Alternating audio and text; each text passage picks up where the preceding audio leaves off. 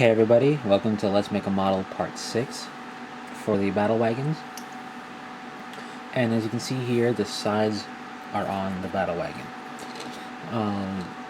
Pretty much, the Battlewagon is a asymmetrical model, as you can see here. So, what that allows is, when you're dry fitting, it makes dry fitting a little easier and gluing it a little easier because you won't accidentally put a piece in the wrong spot because it'll very clearly not fit right.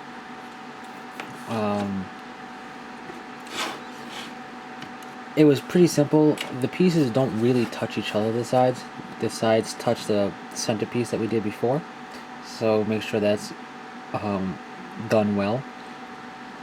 And there's little slits, or grooves I should say, where it sits onto, so some dry fitting you'll see how it's supposed to fit.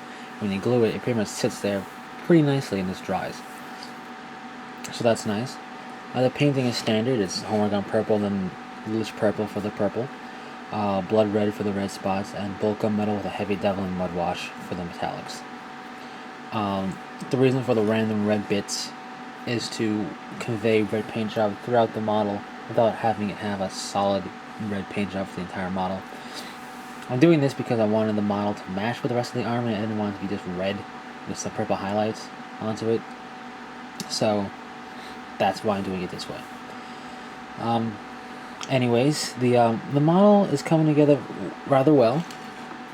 It's pretty simple. I mean, the instructions that come with the book, not with the book, the instruction book that comes with the model, there we go. It's pretty helpful, and the article online will also, of course, help you out with that. I want to say, from looking at the instruction booklet and what's it called? Looking through it, that the shadow goes away. There we go. I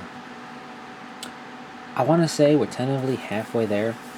Yeah, there's a lot of little bits and pieces you can add on for like a detail work.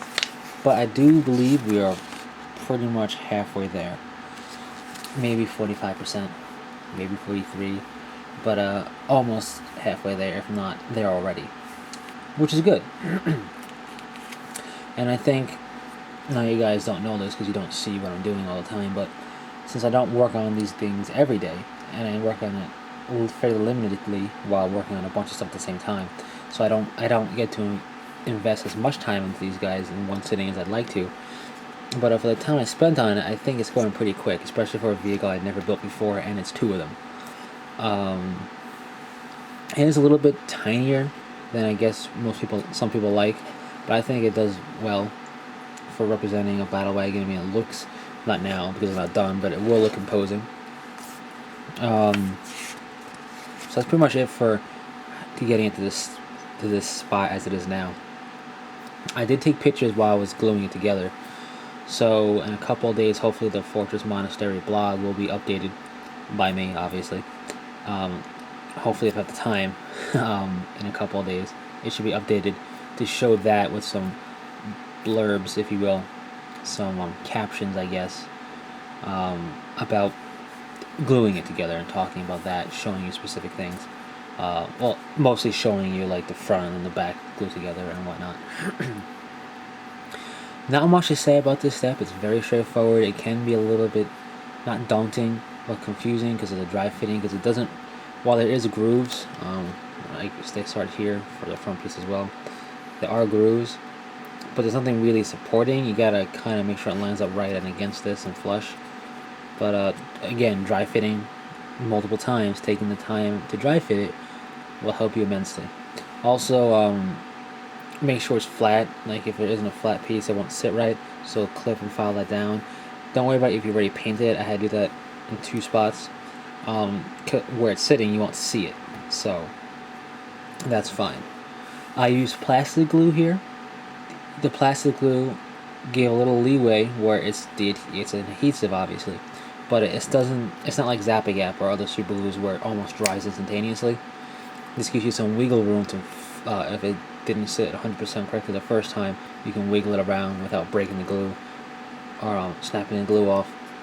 and get it to where you want to sit, and then you hold there for a little bit, and then let go and let it just sit and dry, and it'll be fine. So it's up to you which glue you use. I pretty much use plastic glue solely for building this model, and it's working out pretty well. It's a stronger bond overall because it partially melts the plastic together. At least I feel it's a stronger bond. And yes, I said it before and I'll say it again, the model will get weathered, so it won't just be this pure purple that you see here.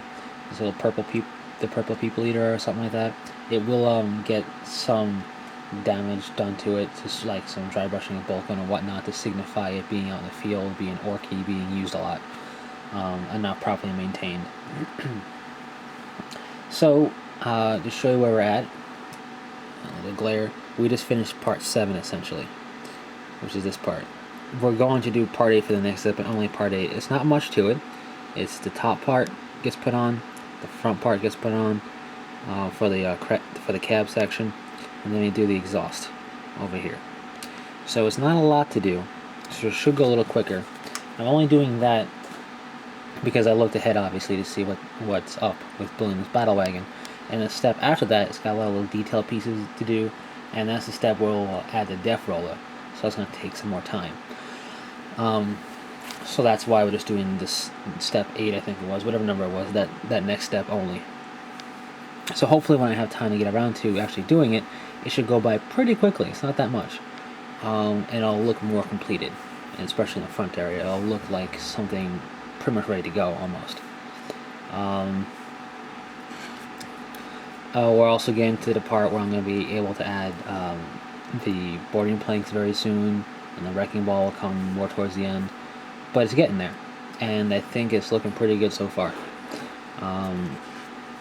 Anyways, that's pretty much it for this part. The next step, like I said, will be to pretty much enclose the crew compartment, so the top and the front here, and the exhaust.